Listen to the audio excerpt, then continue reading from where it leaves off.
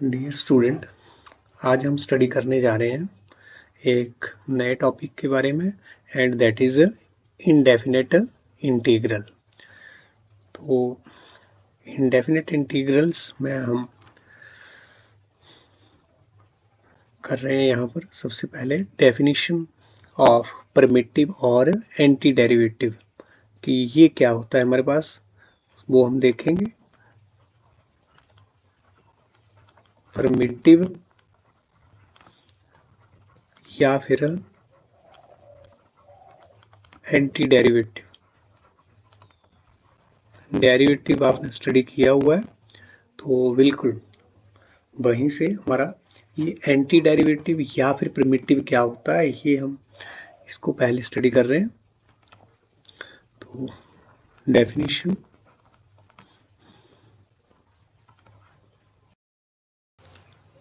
Of function, हमने function यहाँ पर ले लिया F x, capital F x is called, इसको हम क्या बोलेंगे, इज कॉल्ड अ प्रिमिटिव। इसको या तो प्रिमिटिव बोल सकते हैं और एंटी डेरिवेटिव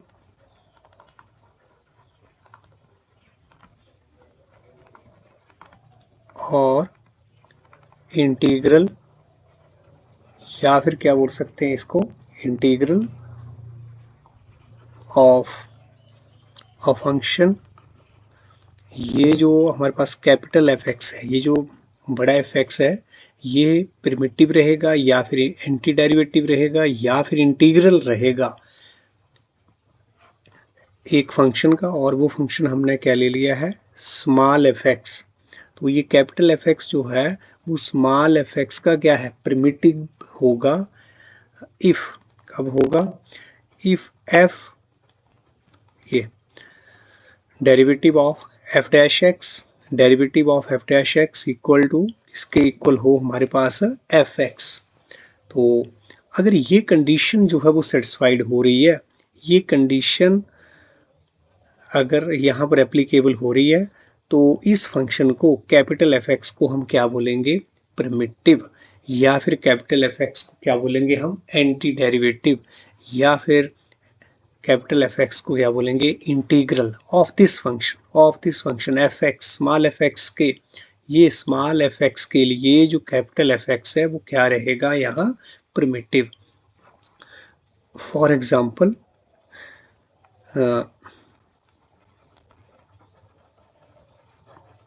हम एग्जाम्पल ले लें तो हमारे पास जो एक्स क्यूब अपॉन 3, ये हमने ले लिया एक्स क्यूब अपॉन 3 इज, ये क्या है हमारे पास, is primitive,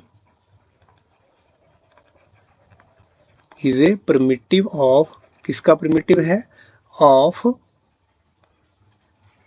of x raise to power 2 का। तो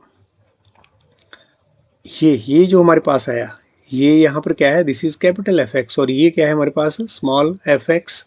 तो ये इसका जो प्रिमिटिव है, एक्स स्क्वायर का प्रिमिटिव हमारे पास क्या रहने वाला है, एक्स क्यूब बाय 3। हमने यहाँ पर क्या किया है कि ये प्रिमिटिव है, ये प्रिमिटिव कब होगा, जब इसका डेरिवेटिव इसके इक्वल हो। तो देखते हैं, ये हमने एग्जाम्पल बताया है कि एक्स स्क्वायर का प्रिमिटिव क्या है, एक्स क्यूब बाय। तो क्लियरली आप देख पा रहे हैं कि डेरिवेटिव जो है किसका, एक्स क्यूब बाय 3 का, एक्स क्यूब बाय 3 का डेरिवेटिव जो है वो हमारे पास क्या रहने वाला है, 1/3, तो हमारे पास कांस्टेंट है, and this is 3x square, और क्या आ गया मेरे पास, एक्स स्क्वायर। तो बिल्कुल जो एक्स स्क्वायर का प्रिमिटिव, मतलब अभी ये किस फॉर्म में है, अगर मेरे पास ये वाली क्वांटिटी क्या है, एफ एक्स हो, ये क्या है मेरे पास, एफ एक्स, और यहाँ पर इसका डेरिवेटिव जो है वो ये, वेयर एफ एक्स जो है this is equal to capital F X जो है ये है, और स्मॉल एफ एक्स यहाँ पर क्या है, x square, small F x क्या है, एक्स स्क्वायर। तो अब आप देख पा रहे हैं कि कैपिटल एफ एक्स का जो डेरिवेटिव है वो क्या है हमारे पास, small F x. Capital F x का डेरिवेटिव, कैपिटल एफ एक्स का डेरिवेटिव जो है वो क्या, small F x. Therefore capital F x is the primitive, इसको क्या बोलेंगे फिर, प्रिमिटिव या फिर एंटी डेरिवेटिव या फिर इंटीग्रल ऑफ द फंक्शन। इस तरह से हमारे पास और भी एग्जाम्पल आप ले सकते हैं। तो यहाँ पर ये हमारे पास फर्स्ट एग्जाम्पल, सेकंड में भी आप ऐसे, अगर हम बात करें कि x5/5 is an anti derivative, इसको हम एंटी डेरिवेटिव भी बोल सकते हैं, anti derivative of x raise to power 4।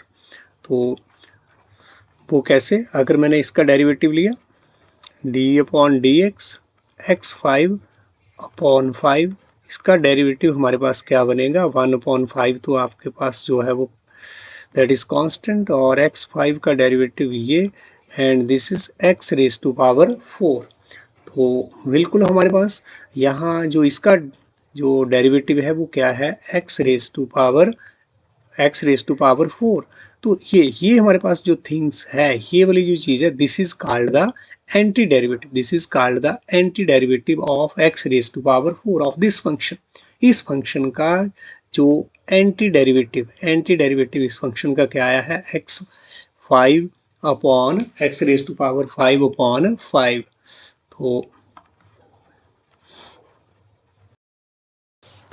तो यहाँ पर जब हम एंटी डेरिवेटिव की बात कर रहे हैं या फिर प्रिमिटिव की बात कर रहे हैं, तो वो क्या है हमारे पास, ये जो एफ एक्स है वो हमारा एंटी डेरिवेटिव किसका, एफ एक्स का। तो यहाँ पर मान, ये हमारे पास जो एफ एक्स फंक्शन है, अगर हम इसके एंटी डेरिवेटिव की बात करें, इस फंक्शन के स्मॉल एफ एक्स के एंटी डेरिवेटिव की बात करें, तो इसका मतलब हमें एक ऐसा नया फंक्शन चाहिए, जिसका डेरिवेटिव इस फंक्शन के इक्वल हो, देखो यहाँ पर जब हम एक्स स्क्वायर के एंटी डेरिवेटिव की बात करें तो मेरे को एक नया फंक्शन चाहिए जिसका डेरिवेटिव ये एक्स स्क्वायर आ जाए, जिसका डेरिवेटिव क्या आ जाए, एक्स स्क्वायर। तो एक्स स्क्वायर के लिए हमें क्या मिला, एक फंक्शन ये मिल रहा है x³ y3 जो है वो मेरे को एक ऐसा फंक्शन मिल रहा है जिसका डेरिवेटिव जो है वो क्या है, एक्स स्क्वायर, इसका डेरिवेटिव क्या है, एक्स स्क्वायर। तो इसका मतलब जब हम एंटी डेरिवेटिव फाइंड आउट कर रहे हैं किसी फंक्शन का, तो मुझे एक ऐसा नया फंक्शन चाहिए जिसका डेरिवेटिव, जिसका यहाँ पर क्या है, ये डेरिवेटिव जो है वो ये वाला फंक्शन है। अब यहाँ पर एक और चीज हम देख लेते हैं कि इधर हमने क्या x4 के लिए सिर्फ यही फंक्शन है जिसका डेरिवेटिव जो है वो x4 आ रहा है। और देखते हैं यहाँ पर example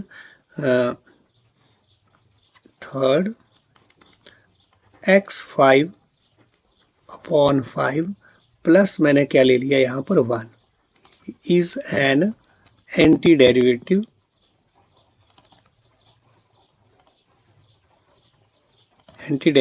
of x raise to power 4। तो x रेज टू पावर 4 जो हमारा फंक्शन है, इसके लिए ये भी क्या है, एक anti derivative.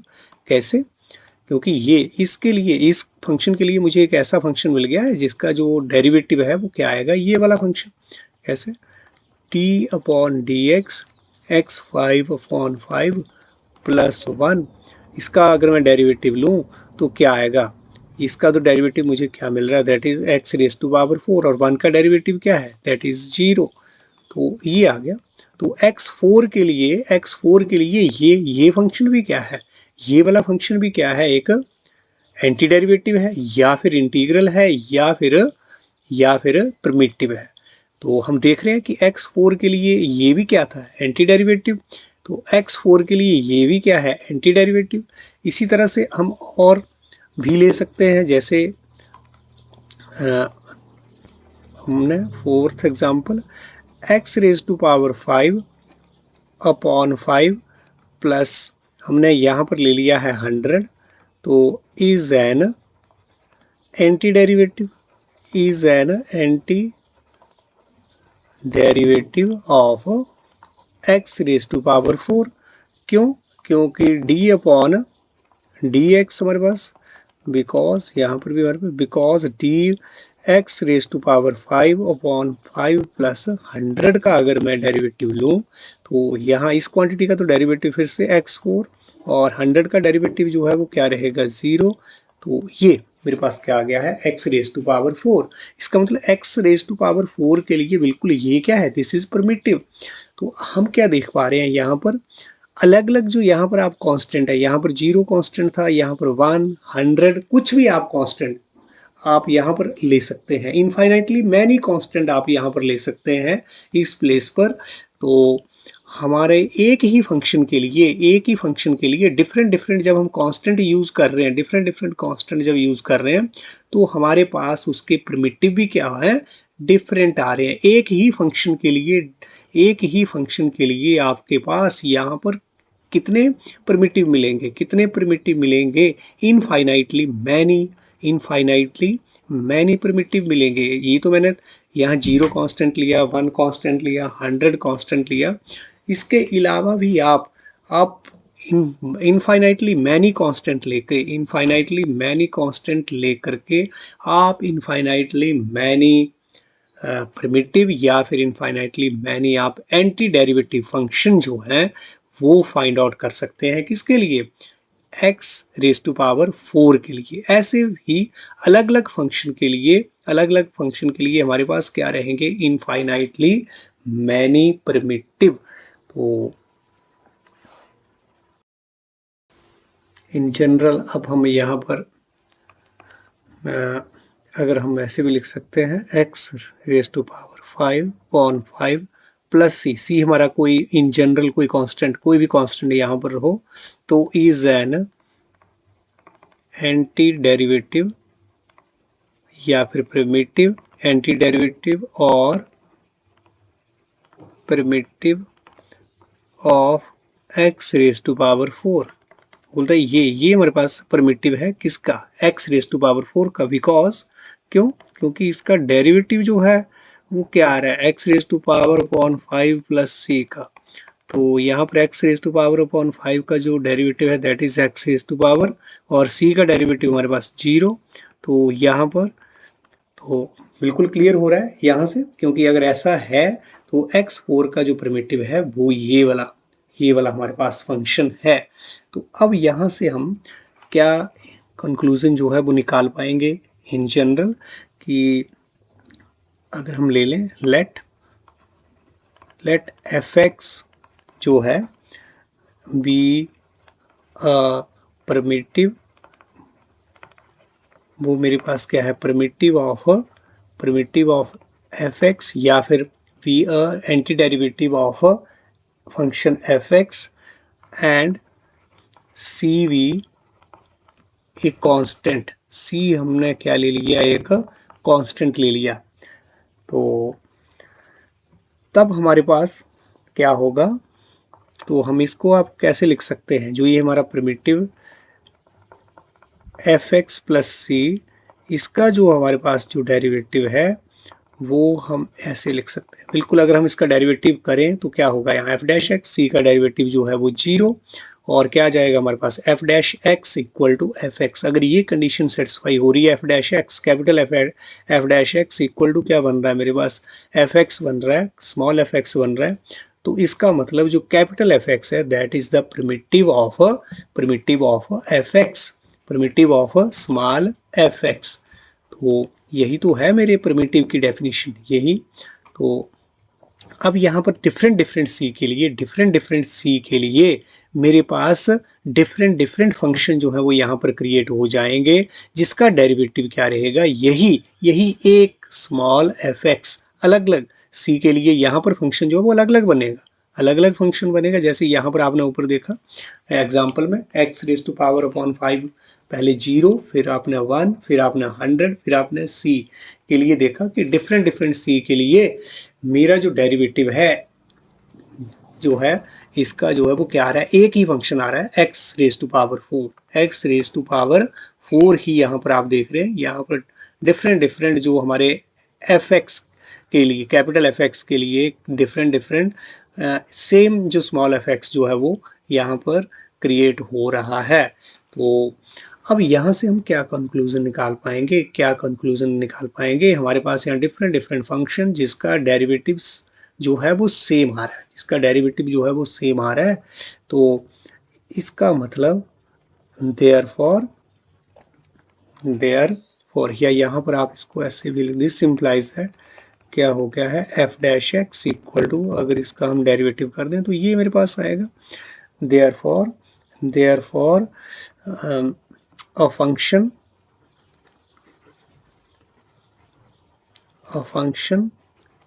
fx have infinitely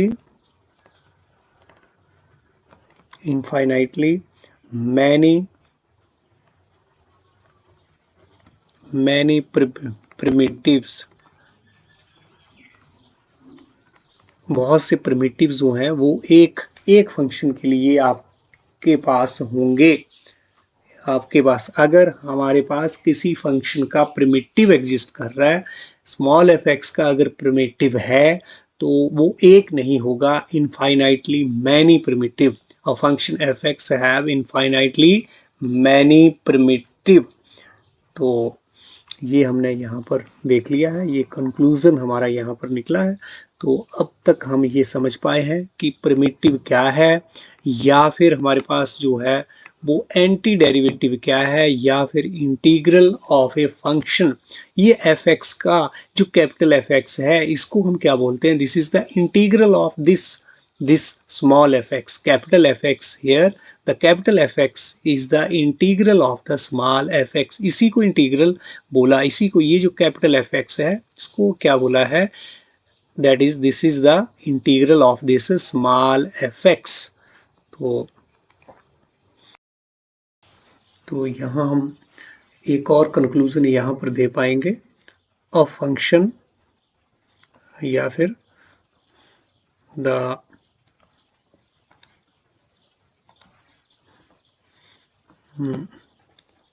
it is also clear that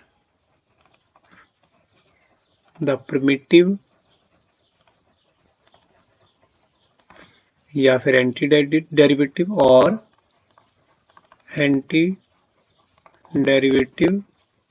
या फिर और इंटीग्रल, एक ही चीज के ये तीन नाम है, प्रिमिटिव, एंटी डेरिवेटिव या फिर integral. It is clear that the primitive और डेरिवेटिव और integral of a function is not unique, कि किसी भी एक जो हमारा फंक्शन है उसका जो अगर हम एंटी डेरिवेटिव की बात करें, उसके प्रिमिटिव की बात करें या फिर उसके इंटीग्रल की बात करें तो वो यूनिक नहीं है।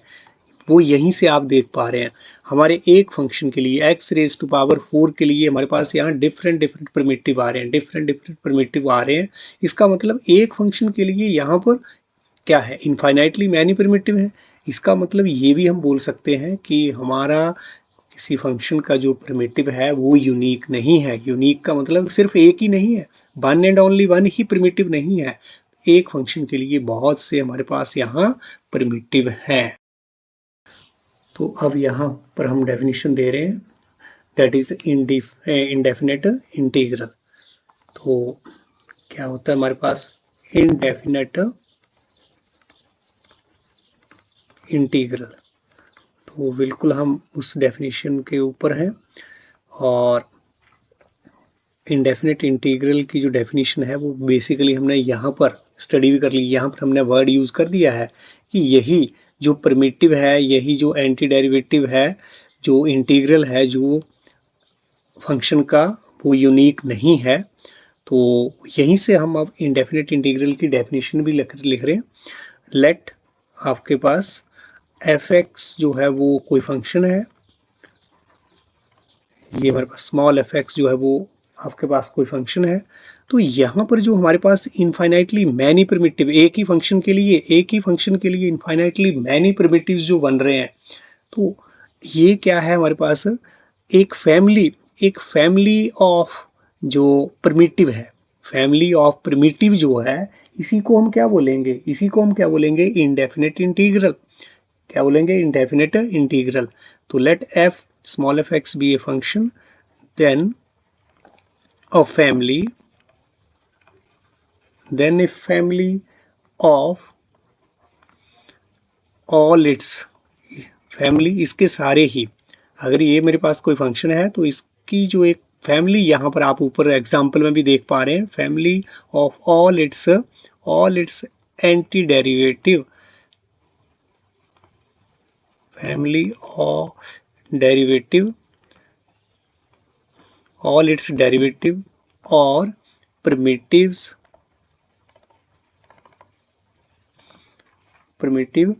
is called, जो ये सारी फैमिली है इसी को हम क्या बोलेंगे, is called indefinite। इसी से हमारे चैप्टर का नाम भी है यहाँ, तो indefinite इंटीग्रल, इसी फैमिली को हम क्या बोलेंगे, indefinite integral of the function f(x), indefinite integral of हमारा फंक्शन f(x) का, इसको हम डिनोट कैसे करेंगे, इसको डिनोट करने का integral, indefinite integral of function हमारा f(x) इज डिनोटेड बाय, इसको हम लिखेंगे कैसे, is denoted by, this is f(x), ये हमारे पास साइन रहेगा यहाँ इंटीग्रल का, ये आप देख पा रहे हैं, इंटीग्रल ऑफ f(x) dx। तो इसको हम कैसे पढ़ेंगे, इसको रीड हम कैसे करेंगे, वो आप जरूर यहाँ पर देखें। This is the indefinite integral of f(x), indefinite integral of f(x) with respect to, ये जो dx आप देख पा रहे हैं, इसका मतलब क्या है कि हम f(x) को का इंटीग्रेशन कर रहे हैं, f(x) को इंटीग्रेट कर रहे हैं with respect to x। हमारे पास जो वर्ड अभी आप सुन पा रहे हैं, दैट इज इंटीग्रेशन। क्या है, इंटीग्रेशन। इसका मतलब जो है वो क्या होता है, इंटीग्रेशन का मतलब क्या है, बेसिकली सुमेशन। क्या है, सुमेशन का मतलब क्या है, प्लस करना, चीज़ों को इकट्ठे करना, सुमेशन। तो यही जो हमने एस को, ये जो पहला वर्ड लेटर आप देख पा रहे हैं, इसी को हमने यहाँ पर जो सुमेशन वर्ड, तो इसका जो ये फर्स्ट लेटर है, इसी को खींच के थोड़ा ऐसे, तो इस सिंबल के रूप में हमने यहाँ पर लगाया, इसी एस को, जो एस को ऐसे थोड़ा खींच के ये शेप इसकी दे दी है। यहीं से ये वाला साइन जो है वो हम यूज़ करते हैं किसके लिए, इंटीग्रेशन के लिए। और ये हमारा एक किसका, integration of this function f(x), और किसके रिस्पेक्ट में यहाँ पर हम इंटीग्रेशन कर रहे हैं, विद रिस्पेक्ट टू x। तो इस तरह से indefinite integral of f(x) is denoted by this sign, this symbol. तो आप ध्यान दें।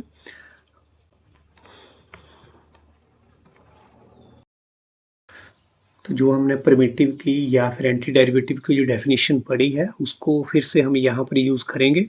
अगर मेरे पास f(x) जो है, कोई स्मॉल f(x) जो है मेरे पास फंक्शन है, स्मॉल f(x) अगर हमारे पास कोई फंक्शन है, तो ये जो है वो क्या रहेगा, इसका जो प्रिमिटिव है वो क्या आया था हमारे पास, f(x) प्लस c, और इसका जो डेरिवेटिव है, तो ये f(x), capital f(x) plus c क्या बन गया हमारे पास, f(x) का क्या बन रहा है, this is the primitive.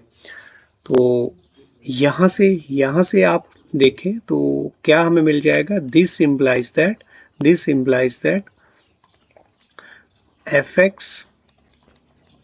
f(x) plus c, अब हम यहाँ क्रॉस मल्टीप्लाई कर रहे हैं, d तो हमारे पास यही रह गया, और f(x) और dx, इस तरह से हमने इसको लिखा है। इसका मतलब क्या है, इसको ये डी का मतलब क्या है, differential of this one, differential of this one, और ये F x into differential of x, and this implies that इसको हम क्या लिख सकते हैं अब आप, तो दिस इम्प्लाइज दैट यहाँ पर मेरे पास ये वाला, अगर हम इंटीग्रल की बात करें तो ये एफ एक्स प्लस सी और this one is F x और डी एक्स। तो यहाँ पर आप देख पा रहे हैं कि हमने यहाँ पर क्या लिया, एफ एक्स प्लस सी जो है, मतलब एफ, ये मेरे पास क्या है, इसका एफ एक्स का क्या है, प्रिमिटिव, एक प्रिमिटिव नहीं, इनफाइनाइटली मैनी प्रिमिटिव यहाँ पर आपको यहाँ पर मिल रहे हैं डिफरेंट डिफरेंट कांस्टेंट के लिए। और मुझे पता है कि एक फंक्शन के लिए अगर मेरे पास प्रिमिटिव एग्जिस्ट करेगा तो वो क्या होंगे, इनफाइनाइटली मैनी। तो अब यहाँ से हम क्या, यहाँ पर क्रॉस मल्टीप्लाई किया और ये d तो यहीं पर रह गया और dx जो है वो हमारा इधर चला गया है। हम यहाँ पर देखने चाह रहे हैं कि ये वाली चीज़ हमारे पास ये कैसे, ये dx वगैरह कैसे यहाँ पर आ रहा है। तो बिल्कुल आप देख पा रहे हैं कि fx के साथ क्या हो गया, मल्टीप्लाई यहाँ पर dx, ऐसी सिचुएशन हमारे पास बन रही है।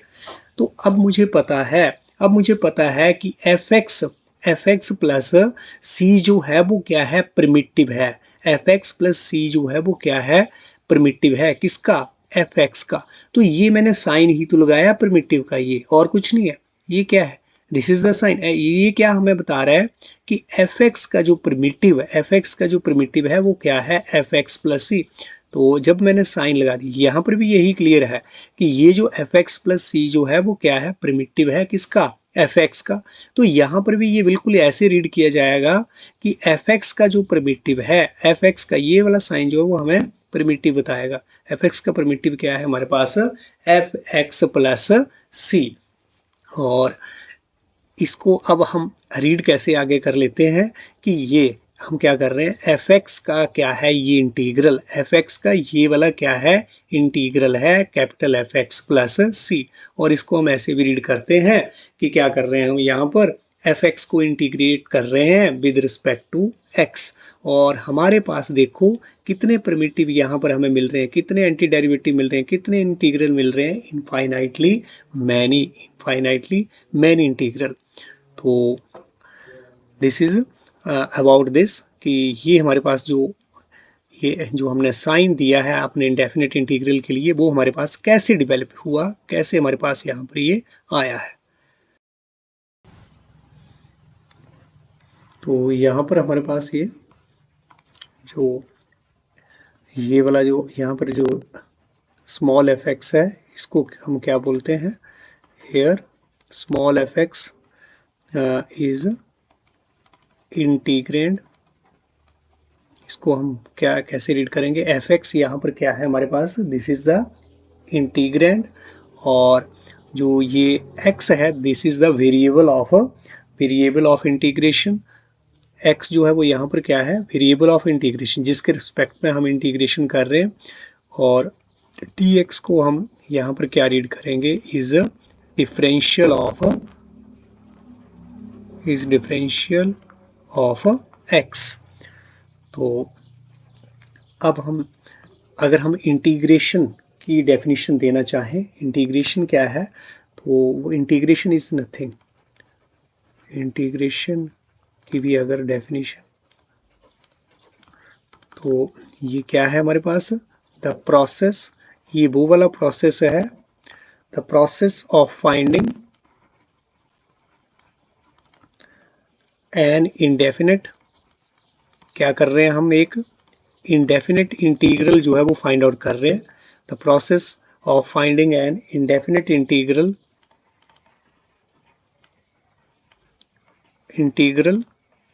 ऑफ ए गिवन फंक्शन, आपके पास यहाँ पर गिवन फंक्शन जो था वो क्या है, स्मॉल एफ एक्स। और हमें ये वाला जो मिला है, क्या मिला है, ये this is the indefinite integral word, integral नहीं है, क्या है, इंडेफिनिट इंटीग्रल, क्योंकि यहाँ पर c की वैल्यू जो है वो कुछ भी हो सकती है। c जो है यहाँ पर डिफरेंट c के लिए मुझे डिफरेंट इंटीग्रल मिलेंगे, तो इसलिए कुछ डेफिनेट नहीं है यहाँ पर, कुछ पक्के से नहीं बोला जा सकता है कि क्या हमारे पास वैल्यू आने वाली है।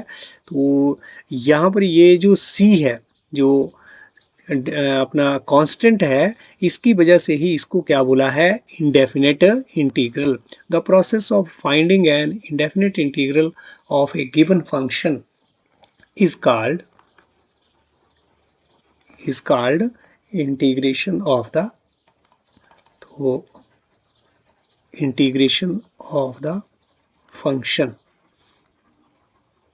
तो जो ये प्रोसेस है जिससे हम इस फंक्शन का इंटीग्रेशन फाइंड आउट कर रहे हैं, उसी को क्या बोलेंगे, उसी को हम क्या बोलेंगे, that is called the integration of the function. Next हम इसमें ले रहे हैं sum property of indefinite integral.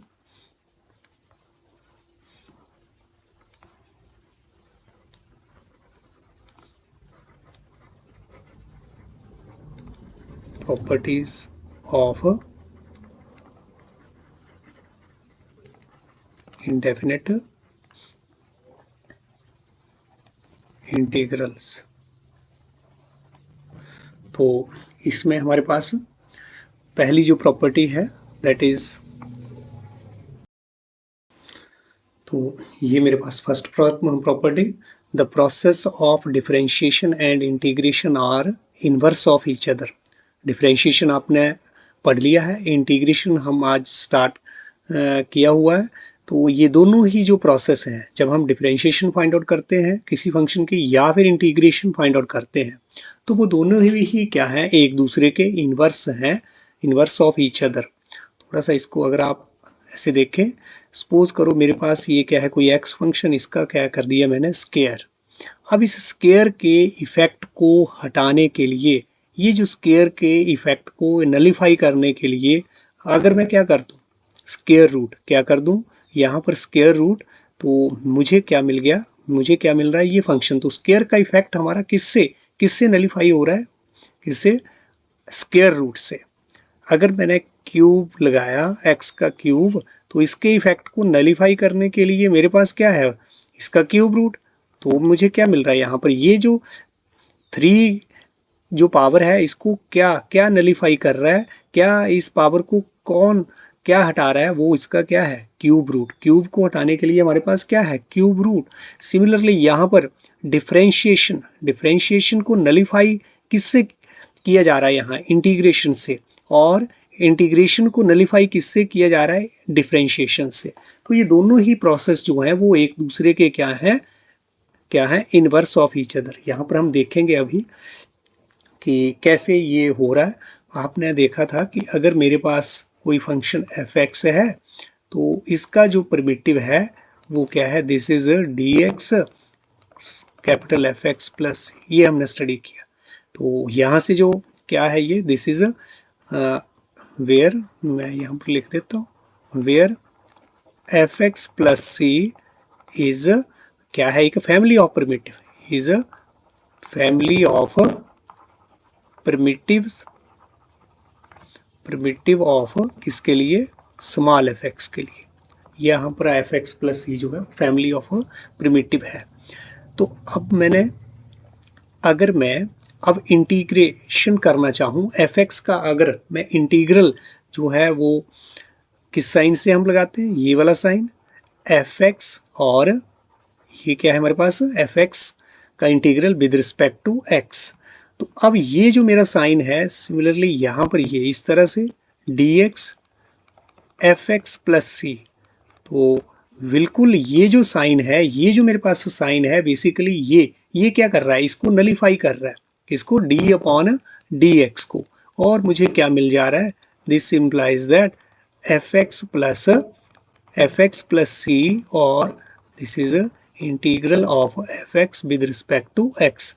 तो आप देखें यहाँ पर भी वही है, यहाँ पर भी हमारा एफ एक्स का जो प्रिमिटिव है, इंटीग्रल है, वो क्या है, एफ एक्स प्लस सी, और यहाँ पर हमने साइन लगा दिया तो भी मुझे क्या है, ये प्रिमिटिव ही तो है एफ एक्स प्लस सी, किसके लिए, यही तो। अगर मैंने ऐसे लिखा है, ये लिख दिया, तो इसका मतलब ही क्या है कि एफ एक्स का प्रिमिटिव क्या है, एफ एक्स प्लस सी। अगर हमने ऐसे लिखा है तो भी मुझे पता है, ये तो डेफिनेशन ही है हमारे प्रिमिटिव की, एफ एक्स का प्रिमिटिव क्या है, एफ एक्स प्लस सी। तो हो क्या रहा है बेसिकली, यहाँ ये, यहाँ से यहाँ पर हम पहुंच रहे हैं, यहाँ से इस पॉइंट से जब हम यहाँ पर आ रहे हैं तो क्या बदलाव यहाँ पर आप देख रहे हैं इसमें और इसमें, सिर्फ ये है कि यहाँ पर ये वाला साइन जो है वो हमने यूज किया है। ये किसका साइन है, इंटीग्रल का ही तो साइन है। तो इस इंटीग्रल के साइन ने मेरे इस डेरिवेटिव को क्या कर दिया है, बेसिकली हटा दिया है। जैसे स्क्वायर रूट जो है वो स्क्वायर को हटा रहा है, क्यूब रूट क्यूब को हटा रहा है, सेम यहाँ पर हमारा जो इंटीग्रल का साइन है, इंटीग्रल का जो साइन है ये वाला, ये हमारे इस डेरिवेटिव को क्या कर रहा है, हटा रहा है, तो नलीफाई कर रहा है। मतलब इंटीग्रल जो है वो हमारे डेरिवेटिव को क्या कर रहा है, नलीफाई कर रहा है। तो इसलिए the process of differentiation and integration are inverse of each other, inverse of each other. Similarly यहाँ पर तो हमने देखा कि ये इस तरह से जो इंटीग्रेशन है हमारे डिफरेंशिएशन को क्या कर दिया, नलीफाई कर दिया। एक और यहाँ पर की डिफरेंशिएशन जो है वो हमारे इंटीग्रेशन को कैसे नलीफाई कर सकता है, कैसे नलीफाई कर सकता है। अब ये मेरे पास जो है वो क्या आ गया है, यहाँ पर ये इसको हमने 1 ले लिया। अगर मैं डिफरेंशिएशन कर दूं, अब अगर मैं डिफरेंशिएट करूं यहाँ पर, ठीक है, तो differentiate equation 1 with respect to X on both side, तो आप देखेंगे कि यहाँ पर हम क्या कर रहे हैं, एफ एक्स प्लस सी का अगर मैं डिफरेंशिएशन इस तरह से कर रहा हूँ तो ये मेरे को क्या मिलेगा, ये D upon d x, this is F x D x. तो यहाँ पर भी हमारे पास ये जो डिफरेंशिएशन है वो इसके इफेक्ट को क्या करेगी, नलीफाई करेगी, और मेरे पास क्या रह जाएगा, एफ एक्स, और this is d x f x plus C. तो इस तरह से यहाँ पर आपने देखा कि मेरा डिफरेंशिएशन जो है वो हमारे इंटीग्रेशन वाले इसको प्रोसेस को क्या कर रहा है, नलीफाई कर रहा है। तो फ्रॉम, यहाँ से हम ये कंक्लूड कर सकते हैं, therefore from 1 and 2 differentiation and integration are inverse of each other। एक दूसरे के क्या है, ये इनवर्स है, इनवर्स ऑफ ईच अदर। तो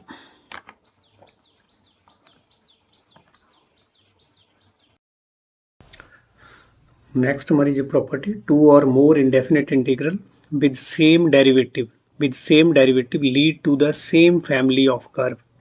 तो 2 और मोर इंडेफिनिट इंटीग्रल, 2 या 2 से ज़्यादा अगर हमारे पास indefinite integral with same derivative, अगर उनके हमारे पास सेम डेरिवेटिव है, they lead to the same family of curve, तो वो हमें क्या देंगे, एक ही सेम फैमिली ऑफ कर्व जो है वो देंगे। इसको यहाँ से हम समझ रहे हैं कि अगर मेरे पास ये कितने यहाँ पर इंटीग्रल हैं, there are 3 integral, X square plus 1, X square minus 1।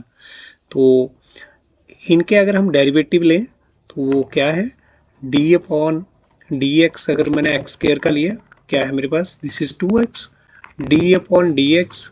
Next हम किसका ले रहे हैं, एक्स स्क्वायर प्लस 1 का, ये भी मेरे को क्या मिलेगा, 2x, d upon d x, x square minus 1 का डेरिवेटिव भी हमें क्या मिल रहा है, दैट इज आल्सो 2x। तो ये हमारे पास ऐसे इंटीग्रल हैं जिनका सेम डेरिवेटिव है, ये these are such type of integrals जिनका डेरिवेटिव जो है वो क्या आ रहा है, सेम आ रहा है। तो एक बात तो क्लियर है कि 2x का यहाँ पर जो है वो प्रिमिटिव है एक्स स्क्वायर, 2x का यहाँ पर ये दूसरा प्रिमिटिव है, और 2x का ये तीसरा प्रिमिटिव है। तो इस तरह से हमारे पास अलग अलग जो इंटीग्रल जिनके डेरिवेटिव जो है वो क्या है, मुझे अगर सेम मिल रहे हैं तो हमें एक फैमिली ऑफ कर्व मिलेगा, एक फैमिली ऑफ कर्व। देखो यहाँ पर ये एक्स स्क्वायर के लिए ये वाला जो दिस इज पैराबोला। तो ये मेरे पास क्या है, एक्स स्क्वायर के लिए ये वाला जो ग्राफ है, यहाँ पर ये वाला जो ग्राफ है this is for x square -1 के लिए, और ये वाला जो आप ग्राफ देख रहे हैं ये हमारे पास क्या है, एक्स स्क्वायर +1 के लिए ग्राफ है। तो आप एक चीज़ तो सिमेट्री तो आप देख रहे हैं, इन सभी जो हमारे पास ग्राफ हैं उनमें क्या है, एक सिमेट्री है। तो अब हम इसको क्या बोल रहे हैं कि ये सेम फैमिली ऑफ कर्व है। सेम फैमिली ऑफ कर्व का मतलब क्या है कि इनमें कोई कॉमन प्रॉपर्टी, अगर एक फैमिली के होंगे तो इसमें कोई एक कॉमन प्रॉपर्टी का होना जरूरी है।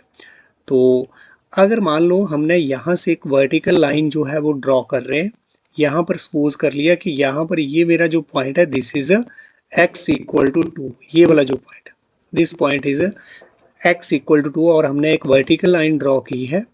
तो इस x = 2 के ऊपर, x = 2 के ऊपर अगर हम हर एक जो ये मेरा पहला इंटीग्रल या ये दूसरा ये तीसरा, हर एक इस पॉइंट के ऊपर अगर मैं स्लोप लूँ, जैसे यहाँ पर भी x = 2 पॉइंट पर स्लोप हमारा, तो वो मेरे को कैसा स्लोप होगा, ये दिस वन, इस टाइप का स्लोप। तो यहाँ पर भी ये वाला स्लोप, और यहाँ पर भी x = 2 पॉइंट पर जो है वो स्लोप जो हमें मिलेगा ये। तो हम देख पा रहे हैं कि ये स्लोप जो है they are parallel to each other, they are parallel to each other. तो ये क्या है, एक कॉमन जो इस फैमिली में जो बात निकल कर के आ रही है कि ये एक ही फैमिली के जो है वो मेंबर हैं, तो उसमें एक कॉमन प्रॉपर्टी डेफिनेटली वो फॉलो करेंगे। तो जैसे एक फैमिली में लोग हों तो उनमें कुछ चीज़ें जो है वो क्या रहती हैं, आइडेंटिकल रहती हैं, एक जैसी रहती हैं। उनकी नेचर अलग हो सकते हैं, सेम हो सकती है, उनकी जो शक्लें हैं वो एक दूसरे से मैच कर रही होती हैं। तो यहाँ पर हम देख पा रहे हैं कि एक तो ये बिल्कुल ये देखने में एक जैसे आपको नज़र आ रहे हैं, और दूसरी हमारे पास ये प्रॉपर्टी कि इनके जो स्लोप ऑफ द जो है, slope of these,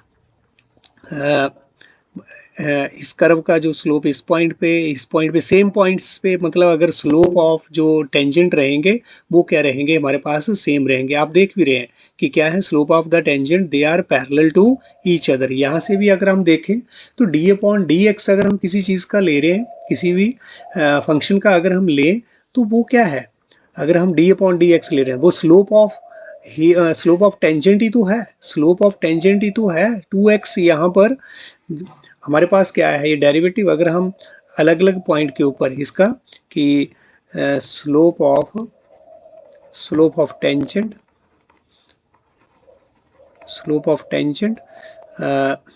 to the curve X square at x = 2 के ऊपर लेंगे, एट x = 2 पर लेंगे, तो एक्स स्क्वायर के लिए तो मेरे पास क्या रहेगा, दिस इज नथिंग बट ये है क्या मेरे पास, दिस इज एट x = 2।